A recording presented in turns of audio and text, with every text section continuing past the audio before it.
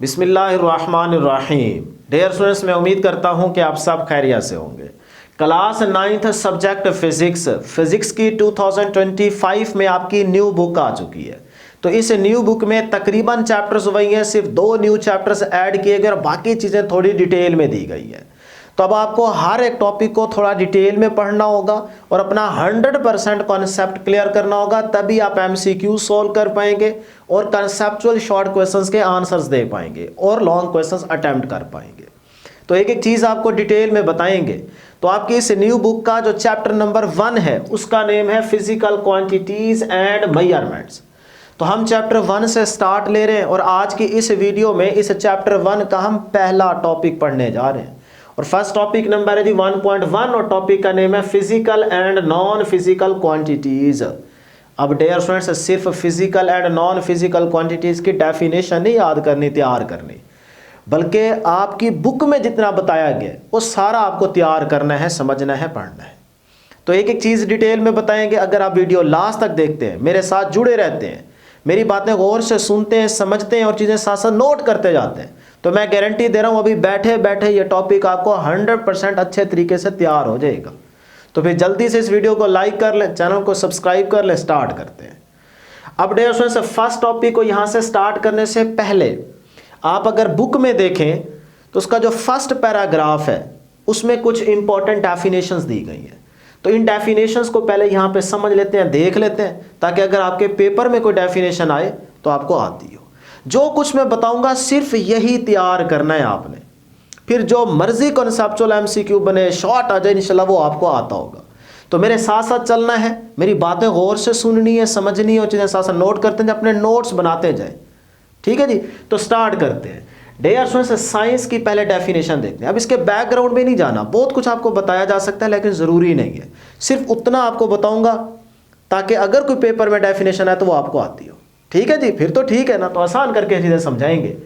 तो science dear students एक Latin word है, लातीनी जुबान का लफ्ज़ है जो कि सेनिशिया से निकला है, जिसका मतलब होता है नॉलेज। फिर से सुन ले, साइंस एक लैटिन वर्ड है जो कि सेनिशिया से निकला है, जिसका मतलब होता है नॉलेज। अब यहाँ पे सवाल बनता है, सवाल ये कि भाई किस टाइप का नॉलेज। तो फिर अब अगली बात सुनिएगा, the knowledge gain through observations and experimentations is known as science. यानी कि ऑब्जर्वेशंस, साथ साथ लिखते जाएं, ऑब्जर्वेशंस एंड एक्सपेरिमेंटेशंस, साथ साथ डियर स्टूडेंट्स लिखते जाएं ताकि नोट्स बनते जाएं आपके। फिर से सुने भाई, किस टाइप का knowledge, the knowledge gain through observations and experimentations is known as science. यानी कि ऑब्जर्वेशंस और एक्सपेरिमेंटेशन से हासिल होने वाला इल्म क्या कहलाता है, साइंस कहलाता है। बस इतनी बात आपने याद रखनी है। अब फर्दर इसकी 2 ब्रांचेज हैं, बायोलॉजिकल साइंस और फिजिकल साइंस। बायोलॉजिकल साइंस में हम डील करते हैं लिविंग थिंग्स को और फिजिकल साइंस के अंदर नॉन लिविंग थिंग्स को। तो ये जानना ज़रूरी नहीं है, बस इतनी आप बात ज़रूर याद रखेंगे। अब आ जाए डियर स्टूडेंट्स अगली डेफिनेशन, फिजिक्स, क्योंकि आप फिजिक्स पढ़ रहे हैं तो फिजिक्स की डेफिनेशन आपको पता होनी चाहिए। It is a branch of science. अब देखें, जैसे हमने फिजिक्स की डेफिनेशन की, आगे वर्ड यूज हो रहा है साइंस। अब आपको साइंस का तो पता है, तो इसीलिए अब ये डेफिनेशन आपको बहुत अच्छे तरीके से तैयार हो सकती है, समझ आ जाएगी। It is a branch of science, science की वो शाख which deals with the study of. 2 चीजें इसमें बड़ी इंपॉर्टेंट होती है।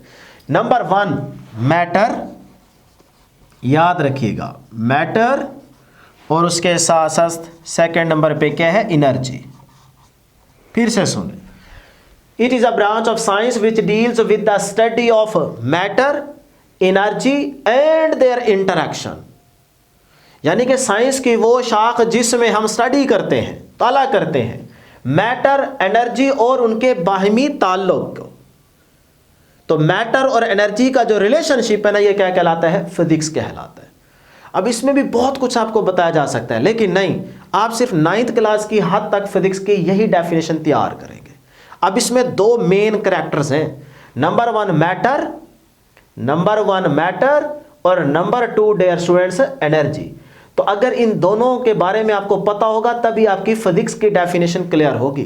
तो हम जान लेते हैं कि ये दो जो मेन करैक्टर्स हैं हमारे पास, देखें characters in physics, number 1 matter और नंबर 2 एनर्जी। तो हम मैटर को भी देख लेते हैं, अगर डेफिनेशन आएगी तो फिर लिख दीजिएगा। Anything that have mass and occupy in physical space, हर वो चीज जो मैस रखे और जगह घेरे उसे आप क्या कहते हैं, मैटर कहते हैं। और इसका यूनिट क्या होगा, फटाफट लिख लें, किलोग्राम्स या फिर मोल। इसको मेजर करते हैं किलोग्राम्स में या मोल में, लिख लें इसको। उसके बाद अगली बात भी यहां पे याद रखिएगा कि अगर आपसे पूछ लिया जाए स्टेट्स ऑफ मैटर, तो स्टेट्स ऑफ मैटर की हेडिंग लगाएं और लिख दें number 1 solid, number 2 liquid, number 3 gas और नंबर 4 प्लाज्मा। क्लियर, यहां तक बहुत है। अब अगली बात देखें, नंबर 2 पे क्या है, एनर्जी। तो एनर्जी की डेफिनेशन क्या होगी, the ability of a body to do work. इसको एबिलिटी भी पढ़ सकते हैं, एबिलिटी भी पढ़ सकते हैं। The ability of a body to do work is called energy. काम करने की सलाहियत को, जो मर्जी बॉडी हो, काम करने की सलाहियत अगर वो रखता है तो आप उसे क्या कहेंगे, एनर्जी। तो काम करने की शरह या सलाहियत को एनर्जी कहते हैं। और एनर्जी को हम मेजर करते हैं जॉल्स में, JOULES, जॉल्स। इसका यूनिट क्या होगा, SI यूनिट क्या होगा एनर्जी का, जॉल। लिख ले। बस ये थी जी हमारे पास इंपॉर्टेंट डेफिनेशंस, जिनको टॉपिक पढ़ने से पहले पढ़ना या समझना जरूरी था। बस ये बातें आपने याद रख लेनी है। क्लियर, यहां तक नोट कर लें जी, स्क्रीनशॉट ले लें, फिर बैठ के नोट कर लीजिएगा। अब चलते हैं जी अपने फर्स्ट टॉपिक की तरफ, टॉपिक नंबर 1.1। टॉपिक नंबर 1.1 और physical and non physical quantities की हेडिंग लगा रखी है।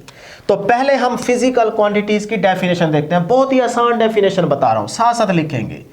All measurable quantities, all measurable quantities, all measurable quantities are called physical quantities.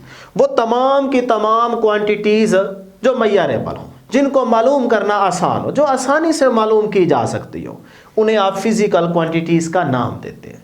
अब थोड़ी अच्छी डेफिनेशन करते हैं जो आपकी बुक में की गई है। वो ये है कि all those quantities in terms of which laws of physics can be expressed or derived. भाई सर इस डेफिनेशन की समझ नहीं, मैं आसान करके समझाता हूं।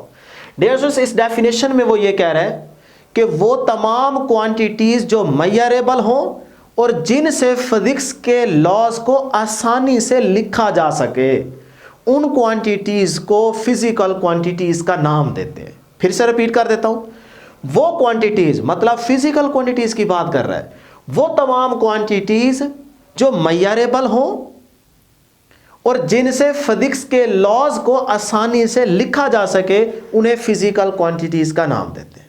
क्लियर है जी डेफिनेशन? मैं मिसाल देता हूं, आपको क्लियर हो जाएगा। मिसाल है डियर स्टूडेंट्स, आपने न्यूटन का नाम सुना होगा। न्यूटन एक साइंटिस्ट थे। तो न्यूटन का सेकंड लॉ का एक फार्मूला है, अभी याद रख लें जैसे मैं बता रहा हूं। बाकी डिटेल में आने वाले चैप्टर में हम आपको पढ़ाएंगे कि न्यूटन का सेकंड लॉ है क्या। क्लियर? अभी सिर्फ याद रख लें कि न्यूटन के सेकंड लॉ का एक फार्मूला है, और वो फार्मूला है जी F is equal to M into A। ये है न्यूटन का second law, F is equal to MA। अब इसमें गौर से सुनिएगा। F क्या है, फोर्स, M क्या है, मैस, A क्या है, एक्सेलरेशन। फोर्स भी मेजरेबल है, आसानी से मालूम की जा सकती है। मैस को भी आसानी से मालूम किया जा सकता है, ये भी फिजिकल क्वांटिटी है। एक्सेलरेशन को भी मालूम किया जा सकता है। तो देखें, ये वो तमाम क्वांटिटीज हैं जो मेजरेबल हैं, और इन्हीं की हेल्प से आपने फिजिक्स के लॉ को भी लिख लिया आसानी से। तो अब इसका मतलब ये क्या है, फिजिकल क्वांटिटीज है। अब डेफिनेशन समझ आई, क्लियर हुई बात? यही डेफिनेशन आपकी बुक में की गई है, हमने आपको अच्छे तरीके से क्लियर कर दी। अब अगली बात जोड़ने लगा हूं, इसको ध्यान में रखिएगा। जो भी फिजिकल क्वांटिटी होगी उसके अंदर सिर्फ दो चीजें होंगी, नंबर 1 N और नंबर 2 U। बताता हूं ये क्या चीजें हैं, फिर से सुने। जो भी फिजिकल क्वांटिटी होगी, क्वांटिटी को मैंने Q से रिप्रेजेंट किया, तो उस क्वांटिटी के अंदर सिर्फ दो चीजें होंगी। जिस मर्जी क्वांटिटी को आप मेजर करेंगे उसके अंदर दो चीजें होंगी, नंबर 1 N, नंबर 2 U। इसको याद रख लें। N से क्या मुराद है? N से मुराद है डियर स्टूडेंट्स न्यूमेरिकल वैल्यू। ठीक है, न्यूमेरिकल वैल्यू, या आप कोई नंबर भी कह सकते हैं, या फिर आप इसका मतलब लें मैग्नीट्यूड, इसको मैग्नीट्यूड भी बोल सकते हैं। मैग्नीट्यूड कोई बला का नाम नहीं है, साइज, शेप, नंबर। मैं यहां से यहां तक ये जो मेरी आपको लेंथ नजर आ रही है, हाइट कह ले, साइज कह ले, ये मैग्नीट्यूड है। 20, 30, 40 ये नंबर है ना, तो इसे मैग्नीट्यूड भी बोल सकते हैं फिजिक्स की भाषा में। क्लियर? तो n क्या है? न्यूमेरिकल वैल्यू, अददी कीमत, मतलब कोई नंबर हो सकता है, मतलब मैग्नीट्यूड n से मुराद। और u से मुराद क्या है? u से मुराद है यूनिट। तो अब देखें, जिस मर्जी फिजिकल क्वांटिटी को आप मेजर करेंगे उसके अंदर दो ही चीजें होंगी, पक्की पक्की होंगी, मैग्नीट्यूड या न्यूमेरिकल वैल्यू, और नंबर 2 उसका साथ यूनिट लगा होगा। मैं मिसाल दे देता हूं, आपको भी समझ आ जाएगी, लेकिन उससे पहले याद रख लें, अगर ये क्वांटिटी सिर्फ इन दो चीजों पे डिपेंड कर रही है तो इसका मतलब यहां से आपके पास फिजिकल क्वांटिटी का कोई फार्मूला होना चाहिए।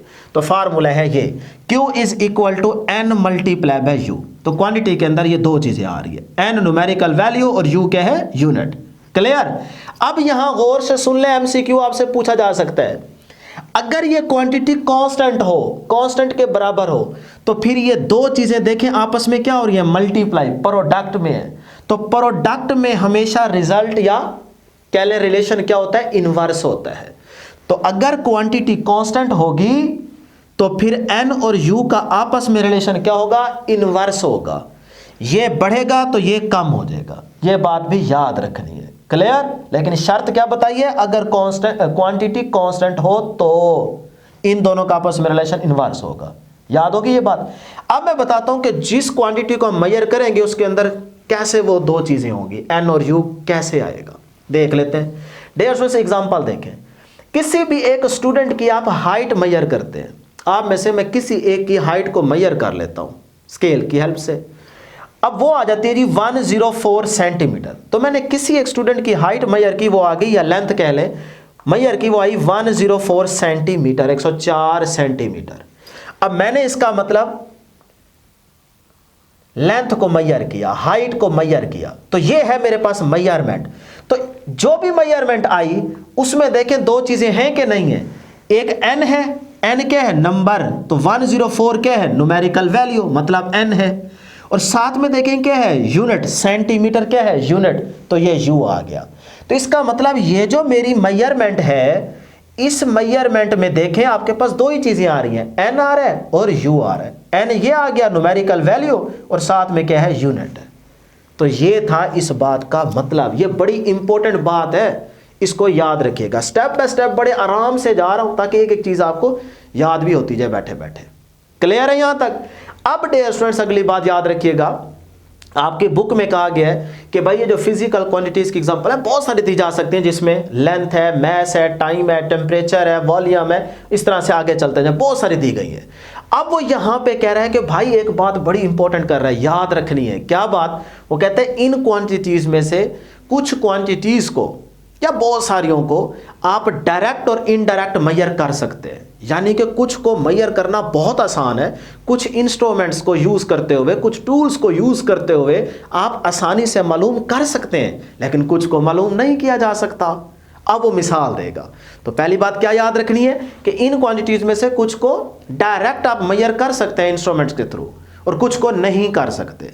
तो अब आपकी बुक मिसाल देती है, वो कहती है जैसे लेंथ है, अब लेंथ को आप मेजर कर सकते हैं डायरेक्ट बड़े आसानी के साथ। कैसे? आप एक रूलर स्केल ले लें, स्केल से आप किसी चीज की लेंथ को आसानी से मालूम कर सकते हैं। तो देखें, डायरेक्ट आपने एक इंस्ट्रूमेंट को यूज करते हुए, स्केल को यूज करते हुए लेंथ को मेजर कर लिया, तो बहुत ही आसान हो गया। फिर आपकी बुक एग्जांपल देती है टाइम, टाइम को भी आप आसानी से मालूम कर सकते हैं क्लॉक वॉच को यूज करते हुए। उसके बाद बुक एग्जांपल देती है टेम्परेचर। अब टेम्परेचर क्या है? It is the degree of hotness और कोल्डनेस। ठीक है, तो आप थर्मोमीटर को यूज करते हुए गर्म है, ठंडा है, क्या वो भी आप यूज मेजर कर सकते हैं। तो इसका मतलब देखें, कुछ क्वांटिटीज को हम डायरेक्ट इंस्ट्रूमेंट्स को यूज करते हुए मेजर कर सकते हैं, लेकिन कुछ ऐसी क्वांटिटीज हैं जिनको आप डायरेक्ट इंस्ट्रूमेंट्स को यूज करते हुए मेजर नहीं कर सकते। उसमें मैं मिसाल देता हूं। तो ऐसी क्वांटिटीज जिनको मालूम नहीं किया जा सकता वो कहलाती हैं नॉन फिजिकल क्वांटिटीज। अभी मिसाल दूंगा कि भी वो कौन सी क्वांटिटीज है जिनको आप मालूम नहीं कर सकते। तो वो कौन सी होगी, उन्हें हम नाम देंगे नॉन फिजिकल क्वांटिटीज, वो क्वांटिटीज जिनको आसानी से मालूम नहीं किया जा सकता। तो डेफिनेशन देखें, those quantities which can not be measured is called non physical quantities.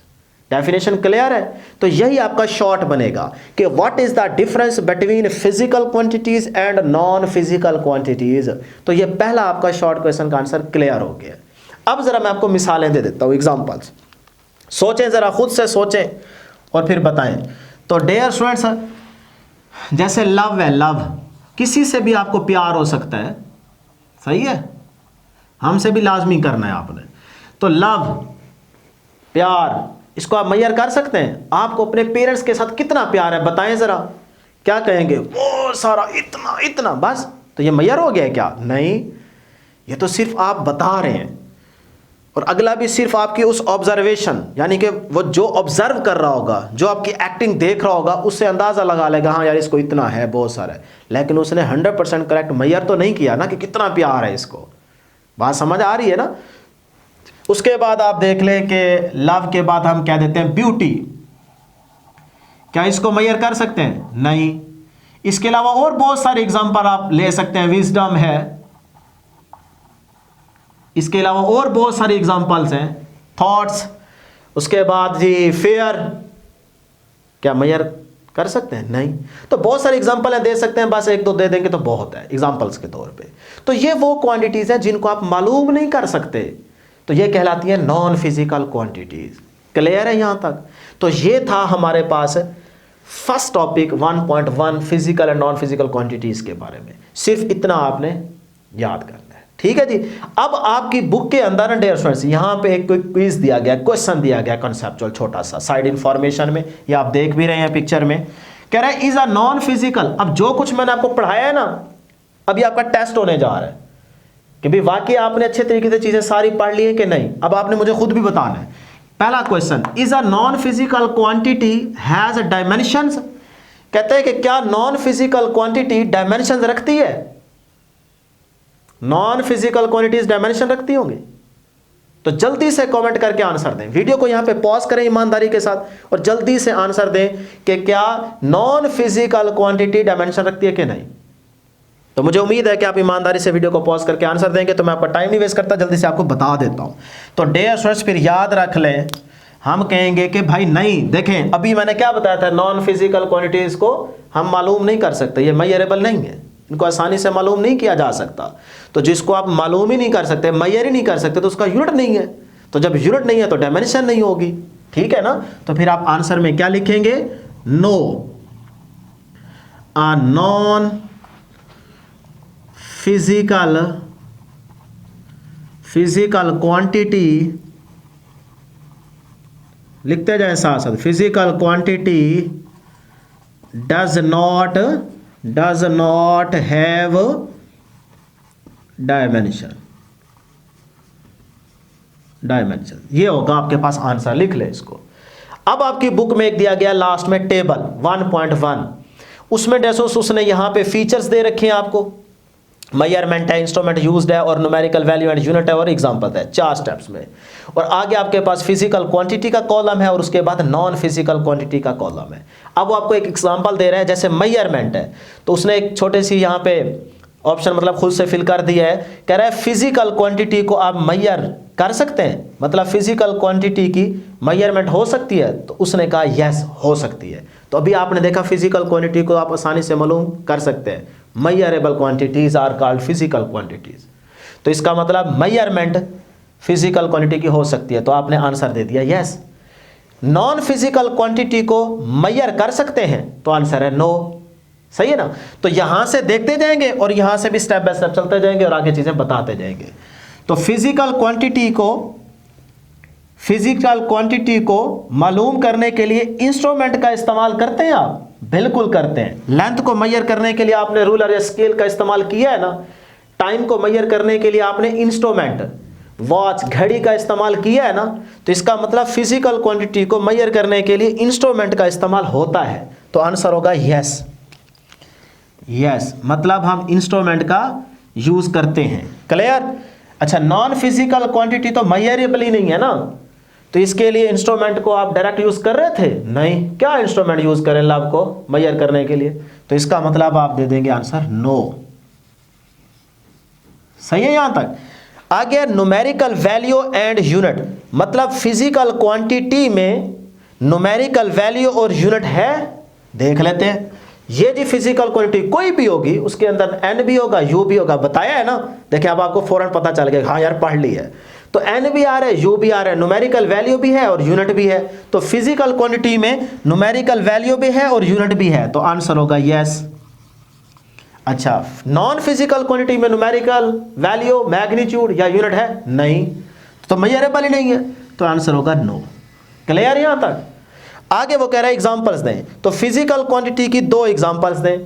तो हमने अभी देखी यहां पे लेंथ है, पहले दे दें जी लेंथ, फिर उसके बाद मैस कह लें, टाइम कह लें, जो दिल करता है। सही है, कोई सी 2 देनी है। और उधर आ जाए नॉन फिजिकल क्वांटिटी की एग्जांपल्स दें, लव है, ब्यूटी है, तो यही 2 दे दे, लव ब्यूटी। लो जी, ये आपकी बुक का टेबल है। तो यहां तक आपकी बुक के हिसाब से पहला टॉपिक एंड हो चुका है, यही आपने तैयार करना है। अब डियर स्टूडेंट्स अगली बात और से सुन लें जाते जाते। जिन क्वांटिटीज को आपने मेजर किया ना, जैसे मैंने कहा स्टूडेंट की हाइट को हमने मेजर किया 104 सेंटीमीटर, ये मैंने अंदाजा लगाया। लेकिन आपकी बुक आगे चल के कहेगी कि भाई ये जो मेजरमेंट सदियों पहले होती थी, ये इतनी आसानी से नहीं की जा सकती थी। अब तो बहुत आसान हो गया ना तरीका, किसी भी चीज को मेजर करना बहुत आसान हो गया है।